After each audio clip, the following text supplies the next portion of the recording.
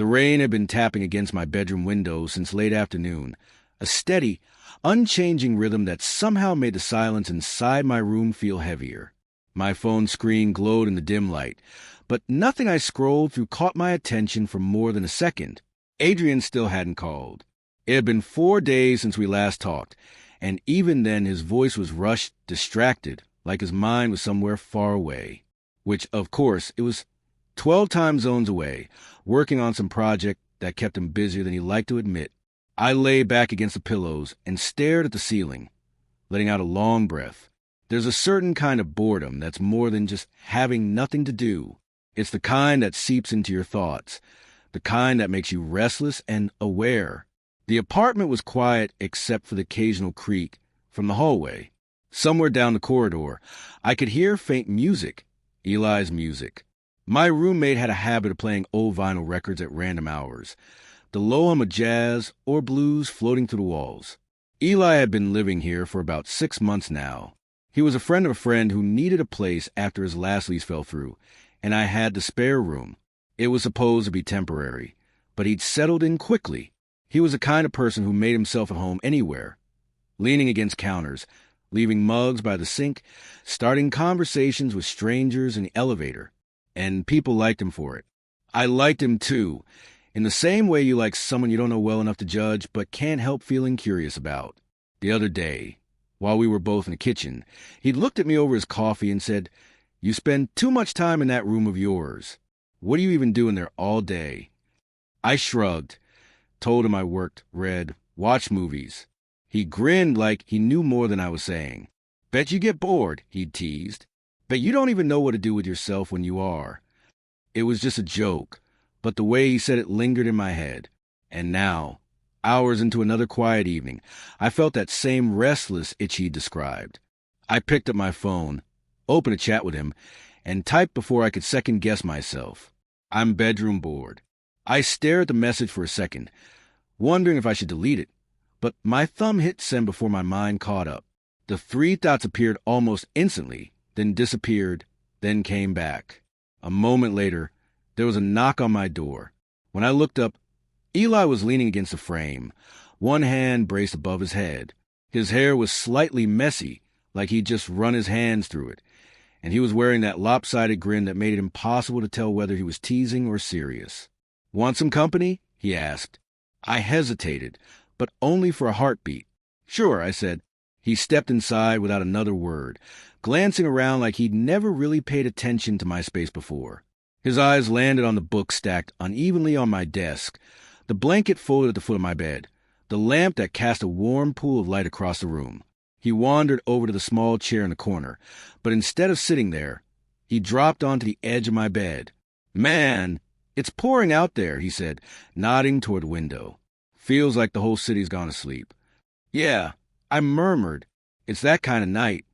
We talked about nothing at first. Music, the weather, some story about a neighbor's car alarm going off for an hour last night. It was easy, the kind of conversation that didn't demand anything from me. But I noticed little things I hadn't before. The way his voice dipped lower when he was making a point. The way his knee brushed mine when he shifted on the mattress.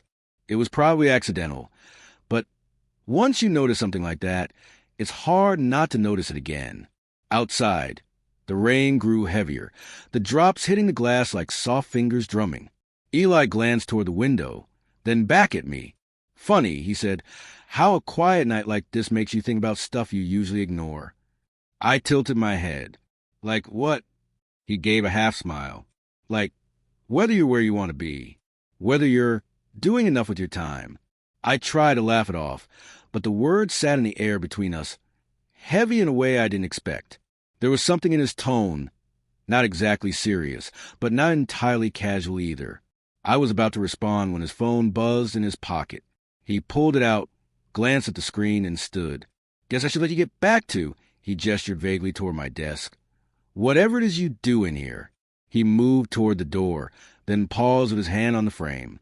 "Maybe I'll stop by later if you're still bored." The corner of his mouth curved upward, just enough to make it impossible to tell if he meant it. Then he was gone, footsteps fading down the hall. I sat there for a long moment, staring at the closed door, My room felt different somehow, not in the way it looked, but in the way I noticed it. The bed seemed smaller, the air warmer.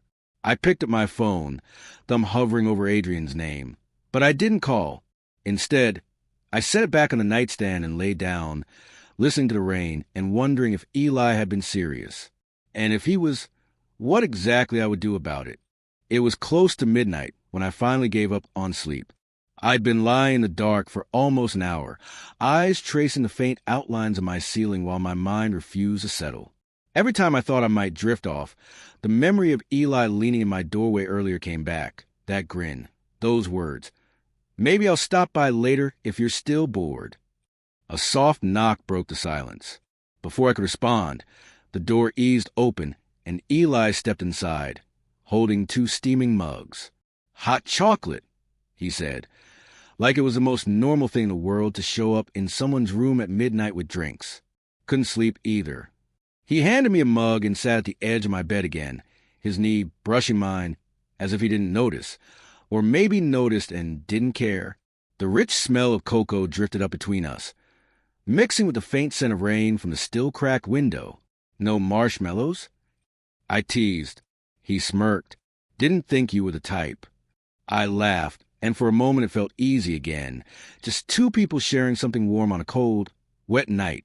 But then his eyes caught mine a beat longer than they needed to, and something shifted. We talked for a while, slipping into topics we hadn't touched before.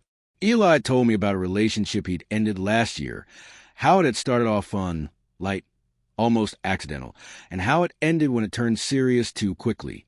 "I liked the beginning," he admitted, swirling his drink slowly. "That part where you don't know what's going to happen yet, but everything feels possible."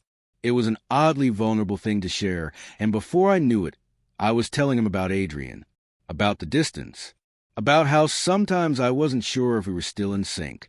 My voice dropped when I said it, almost like speaking the thought out loud made it too real. Eli didn't say anything right away.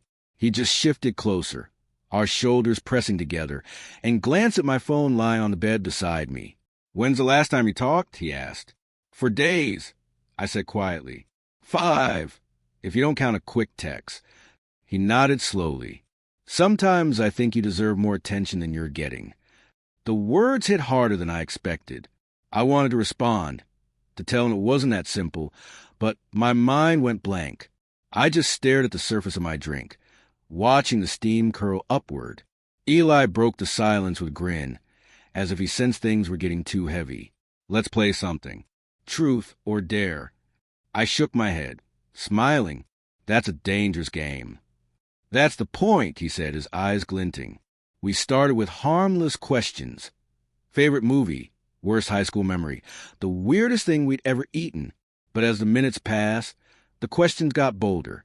"Have you ever thought about kissing someone you shouldn't?" he asked, his tone playful but the look in his eyes dead serious. I hesitated, then laughed it off. "Who hasn't?" "That's not an answer," he said, leaning in just a little. I opened my mouth to say something, but my phone buzzed. The sound felt louder than it should have in the quiet room. I picked it up, a short message from Adrian. "Busy. Talk later." I stared at it for a second longer than necessary before setting it back down. When I looked up, Eli was watching me, his expression unreadable. "You okay?" he asked. I nodded, though I wasn't sure if it was true. He reached out, resting his hand lightly on my shoulder. His palm was warm, steady, grounding in a way I hadn't realized I needed. I didn't move away. The air between us felt charged, though neither of us said a word. The rain outside had softened, but inside my head, everything felt louder. The sound of his breathing, the faint creak of the mattress as he shifted, the rush of my own heartbeat. Eli stood finally, his hand dropping from my shoulder. "I should let you get some rest," he said, stepping toward the door. At the doorway, he glanced back. "Good night, Noah. But remember," his grin returned, small and knowing, "you invited me in." And then he was gone, leaving the room feeling both too big and too small at the same time. I sat there in the dim light for a while, staring at the closed door. His words played over and over in my mind until I couldn't tell if he'd been teasing or warning me. Maybe both. I lay back down eventually, pulling the blanket up to my chest. But sleep didn't come easily. Instead, I found myself listening for footsteps in the hall, for the sound of his door opening again, for something I couldn't quite name. When I finally did drift off, it was to the thought that maybe I hadn't been as bored as I told myself earlier. Maybe I had just been waiting for something or someone to break the quiet. The next day, I tried to keep busy. I woke early, made coffee, answered emails I'd been ignoring, even reorganized the books on my desk just to give my hand something to do, anything to keep from thinking about the night before. But every time I walked past the kitchen, I half expected Eli to be there, leaning against the counter with that unreadable grin. He wasn't. His door stayed closed most of the morning, and when he finally emerged, it was only to grab his jacket and head out without more than a casual later. Part of me was relieved. Part of me wasn't. Evening came, and the apartment felt quiet again. The rain had returned, softer this time, like it was pacing itself for a long stay. I found myself in the kitchen, staring into the fridge without any real appetite. The door swung open behind me, and I didn't have to turn to know it was him. Still bored. Eli's voice was light, almost teasing, but there was a question buried in it. I glanced over my shoulder. Maybe. He stepped closer, just enough that I could feel the faint brush of his arm when he reached past me for a glass. "You're a terrible liar," he said, filling it with water. We ended up eating together. Nothing fancy, just leftover pasta reheated in the microwave. Conversation was easy, almost normal, except for the way his eyes kept finding mine and staying there a beat too long. I told myself I was imagining it, that it was just in my head. When the plates were in the sink, he leaned against the counter, studying me. "So," he said casually, "what's the plan tonight?" I shrugged. "Nothing, I guess." "Still bored?" he asked again, softer this time. I didn't answer right away. I just met his gaze, and something passed between us. Quiet, weighty, impossible to name. "Maybe," I said finally. That was all it took. He set down the glass, pushed off the counter, and started toward my room. He didn't say I should follow, but I did. Inside, the light was dim, just a glow from the lamp by my bed. The rain tapped steadily against the window. Eli stood near the desk for a moment, looking around, then turned back to me with a half-smile. There wasn't a sudden move, no dramatic step forward, just a gradual closing of space. The faint scrape of socks against the floor. The warmth of him standing closer than anyone else had in weeks. The sound of his breathing mixing with mine. He reached up, fingers brushing my arm, a small gesture, but the air shifted instantly. My chest tightened, my mind racing ahead of my body. I thought about Adrian, about the distance, about the quiet nights that had been filling up with too many thoughts. And then I stopped thinking. It happened without words. The closeness, the way the world seemed to shrink down to the space between us. The brush of a hand lingering longer than it should. A moment suspended so delicately that I wasn't sure if it was going to break apart or pull me under. I couldn't say how long it lasted. A minute? Less? Long enough for something in me to recognize that we had crossed a line we couldn't uncross. When Eli finally stepped back, there was no dramatic pause, no searching look, just a small, knowing smile and the words, "Guess you're not bored anymore." He left without waiting for me to respond. The door clicked shut behind him, and the sound seemed louder than it should have. I stood there for a moment, my hands still at my sides, the room feeling at once familiar and entirely different. Then I sat on the edge of the bed, staring at the floor. The rain sounded different now, not soft, not soothing, but heavier somehow, like it knew.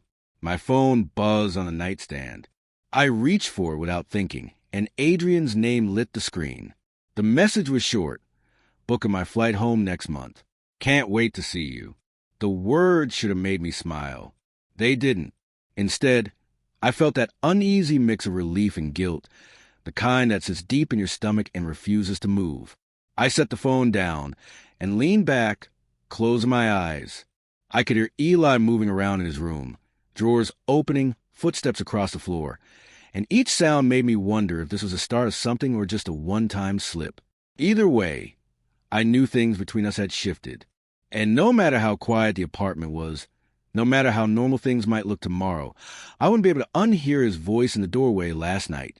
You invited me in. The rain kept falling, steady and endless, as if it had all the time in the world.